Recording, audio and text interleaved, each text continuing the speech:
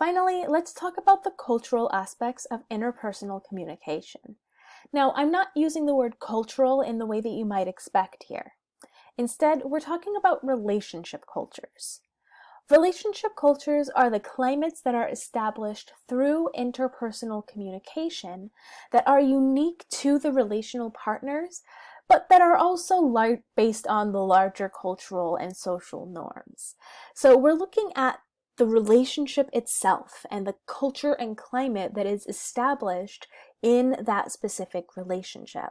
And there's lots of different aspects of interpersonal communication that contribute to this relationship culture. The first of these aspects is relationship schemata. Relationship schemata are the blueprints or the plans that show the inner workings of a relationship. And these are often socialized in us from a very young age. And these schemata help to guide us in how we believe our interpersonal relationships should work and how we create them. So, for example, we might look to our parents as an example of what a romantic relationship looks like. Or we might look to a TV show to see what a friendship looks like, or what a relationship with a sibling might look like. And so we have all of these schemata, all of these ideas of what these relationships look like, and then we try to apply those schemata to our own relationships and the building and creation of those relationships. In addition, storytelling is an important part of how we create our culture and how we create a uniting and meaningful storyline within our relationships.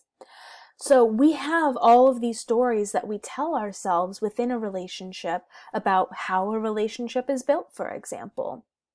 And we tell these stories to test our idea of a relationship with the idea of a relationship that other people have, or our idea of what the world looks like versus what the world looks like to the person with whom we are trying to establish a connection.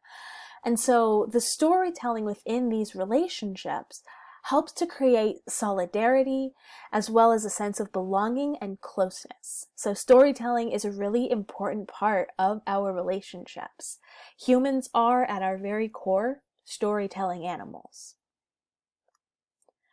In addition, we create personal idioms within our relationships. An idiom is a phrase or a set of words that are unique to an individual culture or language. So, for example, if you were to say, "I'm feeling under the weather," if you're a native English speaker, you know what that phrase means, right? It means that someone is feeling sick or ill, that they are just kind of not feeling 100%. But when you look at that sentence, "I'm feeling under the weather," it doesn't make any sense without that context, without that background knowledge. And so personal idioms are the same way. They don't make sense to anyone without that background knowledge, right? They don't make sense to people who are outside of that relationship. But within that relationship, they again create a sense of belonging due to that inside meaning that's shared between relational partners. So it's kind of like an inside joke in that way, or rather an inside joke is an example of a personal idiom. Another example of a personal idiom is an idiom that one of my family friends has. So this is a couple. They are a very well-established couple, have been together for a couple of decades at this point. And one partner often refers to the other as honey goose.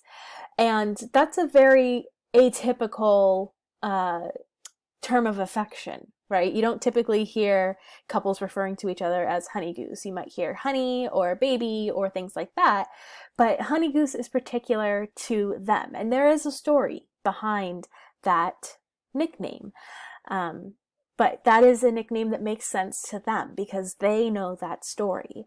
And so it creates a cohesiveness and a solidarity within that relationship because they share that cue, they share that story. Another important aspect of interpersonal relationships are the routines and rituals that we establish.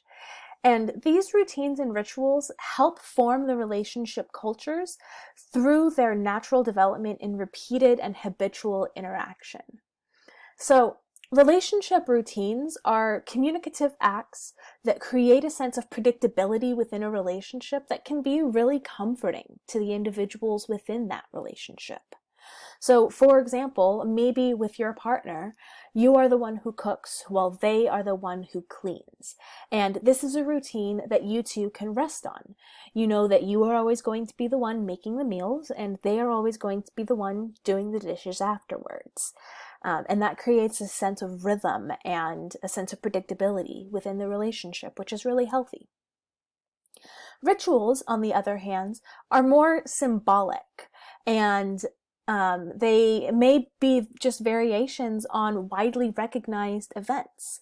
So maybe you and your family celebrate Christmas and Thanksgiving in a particular way, or maybe you do something special on each of your birthdays.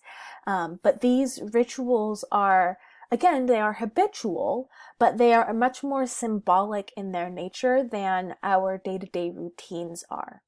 And both routines and rituals serve really important roles in building our relationship cultures.